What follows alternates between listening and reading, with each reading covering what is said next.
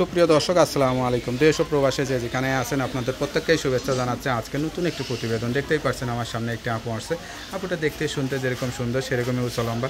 আসলে কি হয়েছে তার জীবনে, কেন প্রতিবেদনে আসছে, মুখে মাস্ক লাগিয়ে চলুন কথা বলে জানার চেষ্টা করি। আপু আসসালামু আলাইকুম। আপু আপনার নাম কি? সুমি। আপু কেমন আছেন আপনি? যাক, তো ভালো আছেন, ভালো কথা। তা মুখে মাস্কটা দিয়ে ঢেকে আসছেন কেন মুখটা? আমি প্রতিবেদন আসতে চাই নাই, অনেক কষ্ট করে আসছি। আমার এক জায়গায় বিয়ে হয়েছিল, যেটা সত্যি কথা। আমার একটা ছেলে আছে, আমার স্বামী কিছুদিন আগে আমার দিকে বিয়ে করছে। স্বামীর সঙ্গে কি ঝগড়াঝাটি করতে নাকি যে স্বামী ফেলে দিলে এত সুন্দর মেয়েকে? না, আমি থাকতে বিয়ে করতে। আপনি থাকতে আরেকটা বিয়ে করে ফেলছে? তো আপনার ভিতর কিসের অভাব ছিল যে আরেকটা বিয়ে করা লাগলো? তাদের কোনো অভাব লাগে না। তো বিয়েটা কিভাবে হয়েছিল? বিয়েটা হয়েছিল আমি দেখাশোনা করি। প্রেম ভালোবাসা না পারিবারিকভাবে? প্রেম ভালোবাসা করে করছিলেন? আমি ভালোবাসতেছি। যখন প্রেম করছিলেন তখন কি আর বুঝতে পারেন নাই? কেমন লাগে নিজের কাছে নিজে প্রেম করে বিয়ে করলেন, অনেক কষ্ট, সংসারটা টিকলো না, তো এখন কি জীবন সঙ্গী চান না সহযোগিতা চান? ভালো একটা সুন্দর মনের মানুষ চাই যে আমার কষ্ট দুঃখ দূর করবে। আমার ছেলে আছে, আমার ছেলের কষ্ট বুঝবে। ছেলের বয়স কতদিন? 7 বছর। 7 বছর। স্কুলে ভর্তি করছেন? এখনো করি নাই। সারাসারি হয়েছে কতদিন? 2 বছর। তো অনেক দিনই তো হয়ে গেল। ছেলের বয়স যেহেতু 7 বছর হয়ে গেছে, স্কুলে ভর্তি করেন না, আপনার খরচ, ছেলের খরচ কীভাবে চলে? ওই যে মানুষের পাশে কাজ কাম করে, আগে গার্মেন্টসে কাজ করতাম, এখন আর করি না, এখন মানুষের বাসায় কাজ করি। আচ্ছা আচ্ছা।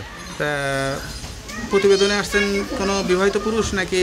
যে এরকমই হোক ভাই, যে আমার কষ্ট দুঃখ বুঝবে, বিবাহিত অবিবাহিত। সেই পুরুষের যদি কোনো বাচ্চা কাচ্চা থাকে তাহলে মেনে, আমারটা যদি মেনে নিতে সমস্যা না থাকে তারপর আমি মেনে নিতে, তার 2-3টা থাকলেও সমস্যা নাই। আবার সৎ মার ভালো, যারা পুরুষ 10টা মেয়ে চালাইতে পারে। সৎ মার মতো আবার ব্যবহার করবেন নাকি বাচ্চা টাচ্চাদের মতো? আমার তো সন্তান আছে একটা। বোঝানি তো, এটা সন্তান আসলে মা হারা হলে কত কষ্ট হয়।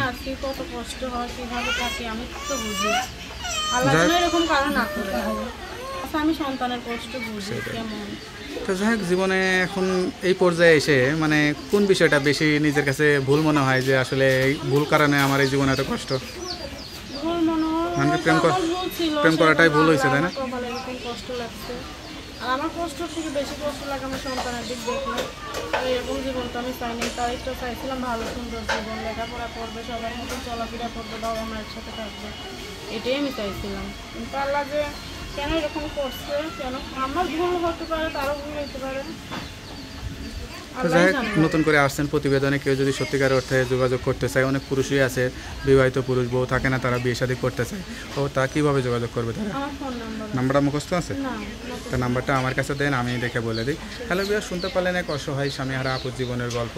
এই বয়সে স্বামীহারা হয়ে গেছে, একটি সন্তান নিয়ে খুবই কষ্টের জীবন। কেউ যদি সব কিছু জেনে শুনে বিয়ে করতে চান এই নাম্বারে যোগাযোগ করুন। তার নাম্বারটা হচ্ছে 01714968261। নাম্বারটা খোলা থাকে তো? যাক, নাম্বারটা খোলা রাখবেন। যত কষ্ট হোক নামাজ কালাম পড়বেন, আল্লাহর কাছে চাইবেন, আল্লাহ আপনার জন্য ভালো ব্যবস্থা করে দিবে। তো ভালো থাকেন, দোয়া করি। আসসালামু আলাইকুম।